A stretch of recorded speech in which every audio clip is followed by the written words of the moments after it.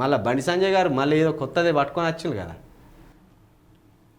ముస్లింలను బీసీల్లో ఎలా కలుపుతారు, బీసీ సంఘాలు ఏం చేస్తున్నాయి, తప్పుల తరకగా కులగణన రిపోర్ట్. ఎమ్మెల్సీ ఎన్నికల్లో కాంగ్రెస్ బీఆర్ఎస్ లోపాయకారి ఒప్పందం. కేంద్ర హోంశాఖ సహాయక శాఖ మంత్రి బండి సంజయ్ బీసీ జాబితాలో ముస్లింలను ఎలా కలుపుతారని కేంద్ర హోంశాఖ సహాయ మంత్రి బండి సంజయ్ ప్రశ్నించారు. కాంగ్రెస్ మూర్ఖత్వ పార్టీ అని, ఒక జాతికి ఇంకో జాతికి తేడా తెలుసుకోలేని పరిస్థితిలో ఉన్నదని హాట్ కామెంట్స్ చేశారు. నల్గొండలో ఆదివారం మీడియాతో మాట్లాడిన ఆయన బీసీ కులగణన రిపోర్ట్ తప్పుల తడకగా ఉన్నదని, ఇది రేవంత్ గ్యాంగు ఓవైసీ కుటుంబం చేసిన కుట్ర అని ఆరోపించారు.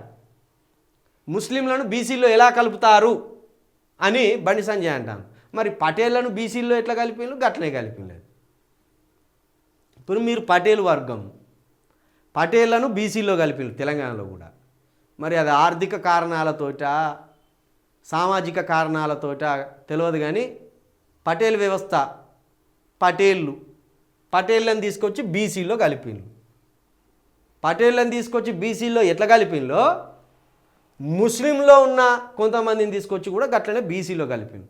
ఇది ఇప్పుడు కలిపింది కాదు, మొదటి నుండి కూడా ముస్లింలు బీసీల కిందనే ఉన్నారు. కొంతమంది ముస్లింలు ఇది మన దూదేకులు అంటారు కదా ఊర్లల్లో, ఎవరు రావాలంటే దూదేకులోళ్ళు అంటారు.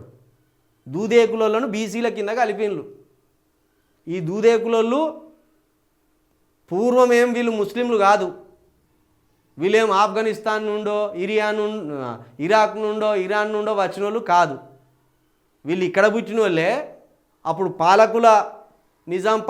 నిజాం పాలనలో కొంతమంది ముస్లింలుగా మారిండ్లు.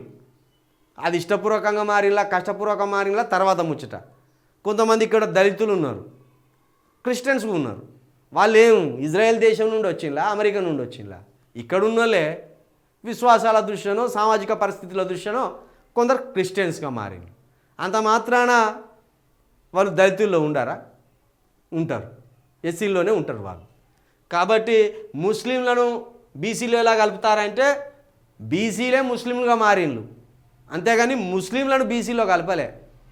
బీసీలే ముస్లింగా మారిండ్లు కొందరు. కాబట్టి ఇది అర్థం చేసుకోవాలి బండి సంజయ్ గారు. నిన్నెట్లయితే బీసీలో కలిపిండ్లో వాళ్ళని గట్లనే బీసీలో కలిపిండ్లు. లేని అన్నీ లొల్లీలు పెట్టుకొచ్చే పని చేస్తా అంటాడు బండి సంజయ్ గారు. ఎప్పుడు మత చిచ్చు పెట్టే ప్రయత్నమే చేస్తూ అంటాడు, మత చిచ్చు పెట్టే ప్రయత్నమే చేస్తాడు.